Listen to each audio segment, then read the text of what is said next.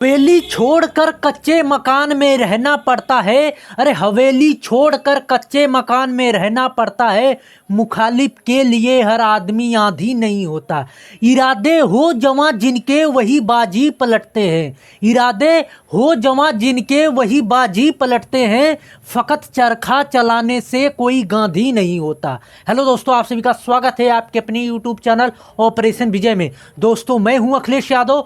आज के वीडियो से हम लोग एकदम बेसिक से स्टार्ट करेंगे अर्थमेटिक में। दोस्तों, आज का अर्थमेटिक में बहुत ही ज़बरदस्त चैप्टर का शुरुआत होगी। वो चैप्टर का नाम क्या है? Number system. एकदम बेसिक से लेके चलेंगे दोस्तों। अर्थमेटिक और एडवांस मैथ का सीरीज चल रहा है आज से, तो एकदम कंसंट्रेट होके समझिएगा दोस्तों। इंडिया का कोई भी एग्जाम हो आपका, चाहे स्टेट लेवल का हो चाहे आपका केंद्र लेवल का हो, कोई भी एग्जाम हो जिसमें मैथ आती है, तो मैं गारंटी देता हूं कि हर एक एग्जाम आपके यहां से कवर हो जाएंगे। तो कंसंट्रेट होके समझिएगा दोस्तों। तो आज का टॉपिक है नंबर सिस्टम। तो इसमें हम लोग पढ़ेंगे कि नंबर सिस्टम में यानी संख्या पद्धति क्या होती है, संख्याएं कैसे निर्माण किया जाता है, संख्याओं का किस प्रकार ये क्या होता है, स्थानीय मान क्या होता है, फेस वैल्यू क्या होती है, प्लेस वैल्यू क्या होती है, ये सारी चीज़ें आज के वीडियो में हम लोग समझेंगे। मुझे विश्वास है कि आप लोग अभी तक सब्सक्राइब और चैनल को बेल आइकन को दबा चुके होंगे। तो चलते हैं दोस्तों, नंबर सिस्टम में संख्या पद्धति क्या होती है। यानी नाम से स्पष्ट है दोस्तों, नंबर सिस्टम यानी संख्या पद्धति। संख्याओं का क्रम वाइज व्यवस्थित करना ही कहलाता है आपका नंबर सिस्टम यानी संख्या पद्धति। जैसे मान लीजिए ये आपके कितने प्रकार के होते हैं कि कितने प्रकार से आप जो है संख्याओं को व्यवस्थित कर सकते हैं। एक होता है दोस्तों डेसिमल नंबर सिस्टम होता है। फिर होता है आपका हेक्साडेसिमल होता है, हेक्सा होता है। फिर होता है ऑक्टाडेसिमल होता है। ये सारी चीज़ें जो है इसके अंतर्गत आती हैं। और एक होता है बाइनरी। कौन सा होता है? Binary number. तो ये जो है 4 प्रकार के होते हैं, जिसमें आपके सबसे महत्वपूर्ण चीज़ है डेसिमल नंबर सिस्टम। तो इस पर हम लोग ज़्यादा चर्चा करेंगे कि ये क्वेश्चन यहाँ से बनते हैं। और डेसिमल नंबर सिस्टम में कितने प्रकार की टोटल कितनी संख्याएं होती हैं? डेसिमल नंबर सिस्टम की बात करें, टोटल कितनी संख्याएं होती हैं? तो टोटल 10 संख्याएं होती हैं दोस्तों। देखिएगा 0 1 2 3 4 5 6 7 8 9। 0 से 9 तक टोटल 9 अंक होता। 0 से 9 तक अंक होते हैं। और संख्या की बात करें दोस्तों, तो टोटल 10 संख्याएं होती हैं। आई बात समझ में? 1 2 3 4 5 6 7 8 9 10। ठीक, ये अलग अलग की बात करें, अलग अलग तक ये इसकी जो है ये हो गया 3 अंक हो गया। क्या हो गया? अलग अलग इसकी संख्या की बात करें तो ये अंक हो गया है, 3 अंक हो गया, 5 अंक है, 7 अंक है, 9 अंक है। लेकिन अगर हम इन्हीं से अंकों को मिलाकर एक संख्या निर्माण करें तो वो कहलाएंगी संख्या। जैसे 3 4 7 8। तो ये क्या है? एक संख्या है जिसे नंबर कहते हैं। ये क्या है दोस्तों? संख्या। यानी कि यहाँ से आपको स्पष्ट हो गया कि अंकों से ही मिलकर क्या किसका निर्माण होता है? संख्याओं का निर्माण होता है। अब यहीं पे आपको समझना है कि ये संख्या तो बन गई, इसमें 3 का अगर पूछे कि 3 का अगर प्लेस वैल्यू क्या है या फेस वैल्यू क्या है। प्लेस वैल्यू या फेस वैल्यू को हिंदी में कहते हैं दोस्तों अंकीय मान या जाति मान। और प्लेस वैल्यू को कहते हैं स्थानीय मान। तो ये सारी चीज़ें हम लोग पहले समझते हैं। ये संख्या कैसी बनती है समझ गए? तो हम लोग समझते हैं कि स्थानीय मान क्या होता है और जाति मान क्या होता है और अंकीय मान क्या होता है। जैसे हमने आपको बताया कि 3 4 7 8। ठीक, अगर यहीं पे हम कह दें कि बताइए 4 का स्थानीय मान यानी कि प्लेस वैल्यू क्या है, तब क्या कहेंगे? या कह दें कि 4 का जो है जातीय मान या अंकीय मान पूछ दे तब क्या होगा? पहले समझते हैं जातीय मान या अंकीय मान। तो 4 का अगर जातीय मान, देखिए 2 तरीके से इसमें लिखता है। कभी कभी जातीय मान लिख देता है, कभी कभी अंकीय मान लिखता है। लेकिन अंग्रेजी में सिर्फ लिखेगा फेस वैल्यू क्या है। अब फेस वैल्यू से आपको ही समझ में आ जाएगा कि फेस यानी कि इसका जो है फेस, ये इसका स्थान कौन सा है, मतलब कि ये कौन सा स्थान है, ये क्या चीज़ है। जैसे हम आपसे कह दें कि आपका परिवार में आप चौथे स्थान पे हैं अपने भाई बहन में, कहेंगे हम चौथे स्थान पे हैं या पांचवें स्थान पे या दूसरे स्थान पे या तीसरे स्थान पे, यही कहेंगे ना। तो देखिएगा, अगर हम कहें जातीय मान जिसे कहते हैं, या दोस्तों एक हिंदी में कभी कभी देता है अंकीय मान, अंकीय मान अंग्रेजी में सिर्फ कहता है इसे, इसका फेस वैल्यू क्या है, फेस वैल्यू। तो क्या होता है इसका, तो 4 का फेस वैल्यू होगा सिर्फ 4, जिसका अगर ये बहुत आसान होता है फेस वैल्यू या अंकीय मान या जाति मान, अगर 4 का पूछे तो सिर्फ जो है इसका फेस वैल्यू 4 होगा, 3 का पूछे फेस वैल्यू तो 3 होगा, 7 का पूछे तो 7 होगा फेस वैल्यू, 8 का पूछे दोस्तों तो सिर्फ 8 ही होगा इसका फेस वैल्यू। जो संख्या होती है उसका फेस वैल्यू वही संख्या सिर्फ होती है। लेकिन यहीं पे अगर स्थानीय मान या प्लेस वैल्यू की बात कर दे तो ये इससे जो है डिफरेंस होता है। क्या होता है वो भी समझ लेते हैं। इसको देख समझ गए ना, फेस वैल्यू या जाति मान क्या होता है। देखिए, अगर हम आपसे कह दें कि 3 का, अगर बताइए कि 3 का स्थानीय मान क्या होगा, 3 का स्थानीय मान, स्थानीय मान जिसे कहते हैं दोस्तों प्लेस वैल्यू, प्लेस वैल्यू। देखिए 3 का प्लेस वैल्यू, इसका स्थान चौथा है। तो आप जानते हैं बहुत अच्छे से, अगर हम किसी नंबर का गणना करते हैं तो किधर से, दाहिने तरफ से करते हैं, इकाई, दहाई, सैकड़ा, हजार। तो यानी इसको इसका जो है स्थानीय मान या प्लेस वैल्यू क्या है, 3000 है दोस्तों। ये किस स्थान पे है स्थानीय मान, नाम से ही स्पष्ट हो रहा है कि ये किस स्थान पे है। तो कहेंगे ये 3000 के स्थान, हजार के स्थान पे। ये किस स्थान पे, यानी कि 100 के स्थान पे। तो यानी कि इसको कहेंगे 400, इसका स्थानीय मान होगा। और इसका 7 का स्थानीय मान क्या होगा, कहेंगे 70 होगा। ये किस स्थान पे, कहेंगे कि 10 के स्थान पे है, तो ये 10 के स्थान पे यानी कि 70 होगा। अगर 8 का स्थानीय मान पूछे या प्लेस वैल्यू पूछे तो कहेंगे 8 ही होगा। क्यों, क्योंकि ये इकाई स्थान पे है, तो इसमें इकाई का मल्टीप्लाई करेंगे दोस्तों तो एक ही आएगा। समझिए ये प्लेस वैल्यू और फेस वैल्यू क्या होता है। सारी चीज़ें क्लियर हो गई। अब देखिए दोस्तों, अब हमने कहा कि आपका ये नंबर होता है, नंबर को बांट के कैसे पढ़ा जाता है। तो कॉम्प्लेक्स नंबर जिसे बोलते हैं सम्मिश्र संख्याएं, यानी कि जिसमें आपके काल्पनिक संख्याएं और वास्तविक संख्याएं यानी कि रियल नंबर और इमेजिनरी नंबर दोनों सम्मिलित होते हैं। जैसे कि एक बाल्टी में रख दीजिए जिसमें बालू भी सम्मिलित हो, गिट्टी बालू सब उसमें सम्मिलित हो, तो उसको अलग अलग करके पढ़ा जाए, उसी को बोलते हैं दोस्तों कॉम्प्लेक्स नंबर। तो ये देखिए, इसको बोलते हैं, पहला होता है इसमें वास्तविक संख्या जिसे बोलते हैं रियल नंबर, रियल नंबर। और दूसरा होता है दोस्तों इमेजिनरी नंबर, इमेजिनरी नंबर। ठीक, तो इमेजिनरी नंबर क्या होता है और रियल नंबर। रियल नंबर मतलब वास्तविक संख्या है, वास्तविक संख्या। और ये होता है काल्पनिक संख्या, काल्पनिक संख्या। देखिए यहाँ काल्पनिक संख्या से सिर्फ एक क्वेश्चन पूछा जाता है, बहुत ही फेवरेट क्वेश्चन है। तो वास्तविक संख्याएं क्या होती हैं, वास्तविक संख्याएं वे संख्याएं होती हैं जैसे मान लीजिए आपके 3 हो गया, 7/5 हो गया, 3/2 हो गया, 4 हो गया। ये सारी चीज़ें क्या हैं, आपकी वास्तविक संख्याएं हैं। और काल्पनिक संख्याएं क्या होती हैं, जैसे √-2 हो गया, √-4 हो गया, √-5 हो गया।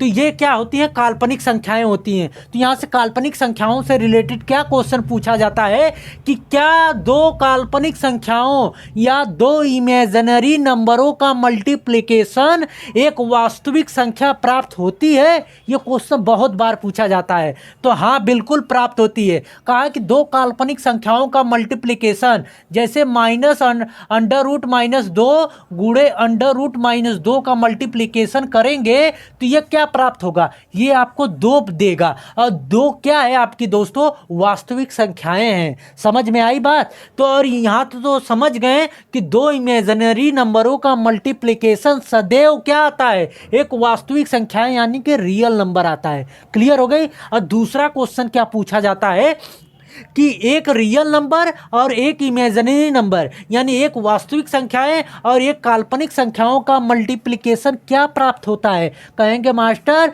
काल्पनिक संख्या ही प्राप्त होती है। जैसे मान लीजिए कि 3√-3 या -2 का मल्टीप्लिकेशन करेंगे तो क्या प्राप्त होगा? ये 3√-2 प्राप्त होगा। ये क्या चीज़ है? काल्पनिक संख्या है। समझ गए? हमने क्या बताया, दो काल्पनिक संख्याओं का मल्टीप्लिकेशन करेंगे तो एक वास्तविक संख्या प्राप्त होगी, और एक काल्पनिक संख्या और एक वास्तविक संख्या का मल्टीप्लिकेशन करेंगे तो सदैव क्या प्राप्त होगा? एक काल्पनिक संख्या प्राप्त होगी। क्लियर हो गई सारी चीज़ें? अब देखिए, अब हमने तो वास्तविक संख्या बता दिया और काल्पनिक संख्या बता दिया। अब वास्तविक संख्याओं को हम दो पार्टों में बांट के पढ़ते हैं। क्या होता है? एक परिमेय संख्याएं होती है, एक अपरिमेय संख्या होती है। तो ये क्या होती है, इसको देखते रहे। परिमेय संख्याएं यानी कि एक रियल नंबर होता है, एक इमेजिनरी नंबर होता है। देखिएगा दोस्तों, ये चीजें समझ गए तो देखिएगा, रियल नंबर देखिए, वास्तविक संख्याओं को दो पार्टों में बांट के पढ़ते हैं। ये हो गई आपकी वास्तविक संख्या। अब ये होता है दोस्तों एक आपका परिमेय संख्या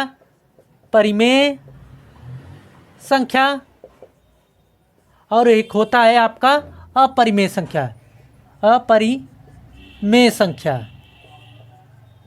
ये क्या होता है? परिमेय संख्या और अपरिमेय संख्या क्या होती है? जिसे कहते हैं रेशनल नंबर, और जिसे बोलते हैं अपरिमेय संख्या को इर्रेशनल नंबर। तो ये क्या होता है? अंग्रेजी समझ लीजिएगा। इर्रेशनल नंबर होता है और रेशनल नंबर क्या होता है? परिमेय संख्या वे संख्याएं होती हैं जिसे p/q के रूप में लिख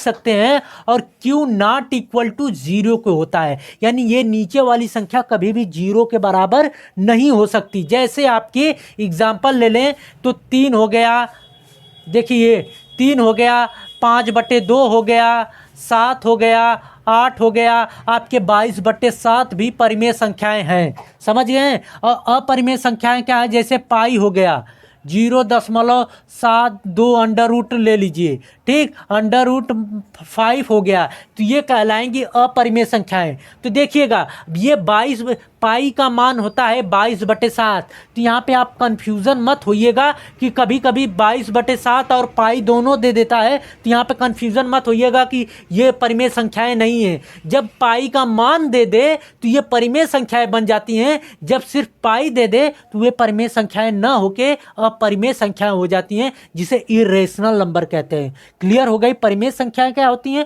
अपरिमेय संख्या क्या होती है। अब परिमेय संख्याएं आपकी जो है दो पार्टों में बांट के पढ़ते हैं। एक होता है पूर्णांक होता है जिसे इंटीजर कहते हैं, दूसरा फ्रैक्शन होता है जिसे भिन्न कहते हैं। वो चीज़ें हम लोग, अब देखिए दोस्तों, अभी हमने आपको बताया परिमेय संख्याएं क्या होती हैं और अपरिमेय संख्याएं क्या होती हैं। तो अपरिमेय तो वहीं पे ख़त्म हो गई कि जिसे p/q के रूप में नहीं लिख सकते हैं। अब परिमेय संख्या क्या होती हैं जिसको p/q के रूप में लिख सकते हैं, जिसमें आपको हमने 3 बताया, 7/5 भी बताया, 4 भी बताया। तो ये जो है एक में जो है मिश्रण है। तो इसको अलग अलग परिमेय संख्याएं कितने प्रकार की होती हैं ये समझ लेते हैं। एक पूर्णांक इंटीजर होता है, एक भिन्न होता है जिसे जो हम क्या कहते हैं, फ्रैक्शन कहते हैं। तो जितने जो फ्रैक्शन आते हैं जिसमें आपके 3 p/q के रूप में परिमेय संख्याएं होती हैं वे भिन्न कहलाती हैं, यानी फ्रैक्शन के अंतर्गत आती हैं। और जो बाकी नंबर बचता है वो पूर्णांक के अंतर्गत आता है। तो पूर्णांक भी आपके 3 प्रकार के होते हैं। कौन कौन से? एक धनात्मक पूर्णांक होता है, एक ऋणात्मक पूर्णांक होता है, एक जीरो पूर्णांक होता है। देखिएगा, जैसे एक भिन्न तो समझ रहे हैं ना, जैसे 3/5 हो गया, 4/3 हो गया, 8/3 हो गया, ये सारी चीज़ें क्या है? भिन्न, फ्रैक्शन बोलते हैं। अब पूर्णांक की बात करें तो ये 3 प्रकार के होते हैं, अभी हमने आपको बताया। देखिएगा, एक होता है आपका धनात्मक पूर्णांक, और एक होता है आपको शून्य पूर्णांक। अब यहाँ पे कन्फ्यूजन मत होना कि ये कभी कभी दे देता है दोस्तों पूर्णांक की क्या होता है, ये पूर्णांक हो गया। और एक होता है ऋणात्मक पूर्णांक।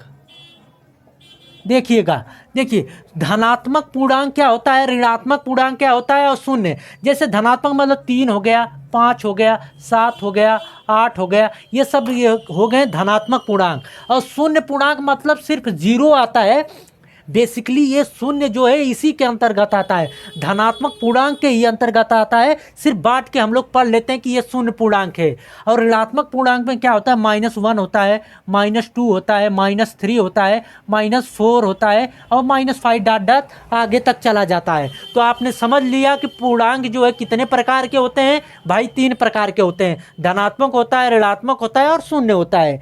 अब यहीं पे आपको समझना है कि पूर्णांक में इनको मिलाकर क्या बनाया जाता है। जैसे मेरे पूर्ण संख्या क्या होती है, तो पूर्ण संख्या जिसे कहते हैं दोस्तों होल नंबर, क्या कहते हैं, होल नंबर। अब देखिए होल नंबर पूर्ण संख्या क्या है, इससे पहले हम लोग समझ लेते हैं प्राकृतिक संख्या। प्राकृतिक संख्या ये क्या होती है, प्राकृतिक संख्या उसे कहते हैं जिसे कहते हैं नेचुरल नंबर। नेचुरल नंबर ये क्या होता है, प्राकृतिक संख्याएं वे होती हैं जो 1 2 3 4 5 डॉट डॉट अनंत तक चली गई होती हैं, इनफाइनाइट तक। तो ये प्राकृतिक संख्याएं कहलाती हैं। और पूर्ण संख्याएं क्या होती हैं, इन्हीं प्राकृतिक संख्याओं के पहले अगर 0 लगा दें तो ये पूर्ण संख्याएं कहलाती हैं, ये भी अनंत तक चली जाती हैं। तो यहाँ से आपको क्वेश्चन क्या पूछा जाता है, जो सीजीएल में पूछा हुआ क्वेश्चन है, कहेगा कि पूर्ण संख्या किसे कहते हैं। पहला ऑप्शन दे देगा 1 2 3 4 5, दूसरा ऑप्शन दे देगा 0 1 2 3 4 5, तीसरा ऑप्शन दे देगा -1 2 3 4 5 और चौथा ऑप्शन दे देगा 3/5 4/3 8/3, इस तरह आगे तक चला जाएगा। तो पूर्ण संख्याएं वही कहलाती हैं जो 0 से शुरू हों, और प्राकृतिक संख्या उसे कहते हैं जो 1 2 3 से शुरू हो। समझ गए पूर्ण संख्या क्या होती है और जो है प्राकृतिक संख्या क्या होती है। अब हम लोग समझते हैं सम संख्या क्या होती है, विषम संख्या क्या होती है। देखिएगा सम संख्याएं उसे कहते हैं, आप भी जानते होंगे, बचपन से पढ़ते आ रहे होंगे 6-7 से, कि सम संख्याएं वे संख्याएं होती हैं जो 2 से कट जाए, 2 के क्या हो जाए, कट जाए। देखिएगा सम संख्या, सम संख्या देखिए जो 2 से कट जाए, जैसे 2 4 5 2 4 6 8 फिर 10 डॉट डॉट आगे तक। तो क्या यही सब संख्या कहलाएंगी? नहीं, -2 भी सम संख्या कहलाएगी, -4 भी सम संख्या कहलाएगी, -6 भी आपकी सम संख्या कहलाएगी। ठीक, जिसे कहते हैं दोस्तों अंग्रेजी में इवेन नंबर। क्या बोलते हैं? Even number. ठीक, अब देखिए सम संख्याएं समझ में आ गई। अब जो विषम संख्याएं क्या होती हैं? विषम संख्या जिसे कहते हैं ऑड नंबर। ऑड नंबर देखिए ये क्या होती है, जो 2 से नहीं कटे बाकी वही विषम संख्या। जैसे 3 हो गया, आपके 5 हो गया, 7 हो गया, फिर जो है आपके 9 हो गया, 11 हो गया, इसी तरह आगे तक चला जाए। अब यहाँ पे आप एक चीज़ नोट करके लिख लीजिएगा, विषम संख्या ये भी हो जाएंगी -3 -5 -7 -9, यानी आगे तक चली जाएंगी। जब ये प्लस वाला विषम संख्या है तो ये माइनस वाली भी ऑड नंबर कहलाएंगे। क्लियर हो गया? यहाँ पे आपको एक नोट बना के लिख लेना है कि सम संख्या और विषम संख्याओं में अंतर कितने का होता है? 2 का होता है। कभी कभी दे देता है क्वेश्चन में, दे देगा 2 अंकीय संख्याएं, तो आपको यहाँ पे या 2 संख्याएं दे देता है, तो कोई भी मान सकते हैं, क्योंकि दोनों में अंतर कितने का होता है? 2 का होता है। जैसे कह देगा कि प्रथम 5 संख्याएं, तो प्रथम 5 संख्याएं मान लीजिए कि a+2 a+4, तो इस तरह आप अगर सम संख्या कहे तो इस तरह मान सकते हैं। विषम संख्या कहे तब भी आप इसी तरह ही मान सकते हैं। क्यों? क्योंकि सम संख्या और विषम संख्या में अंतर कितने का होता है? 2 का अंतर होता है। तो यहाँ पर 2 है तो यहाँ पर 4 है, तो 2 और 4 के बीच का कितना अंतर है? कहेंगे मास्टर 2 का अंतर है। तो सम संख्या और विषम संख्या सारी चीज़ें समझ गए कि परिमेय संख्याएं कि इसका विस्तार कहाँ तक है। क्लियर हो गया? तो आई होप कि ये वीडियो आप लोगों को अच्छी लगी होगी। दोस्तों अभी तक चैनल को सब्सक्राइब नहीं किया, सब्सक्राइब कर लेना और बेल आइकन को दबा लेना, क्या आने वाले वीडियो का नोटिफिकेशन आपको मिलता रहे। कैसी लगी वीडियो कमेंट के माध्यम ज़रूर बताइएगा। मिलते हैं दोस्तों नेक्स्ट वीडियो में। जय हिंद।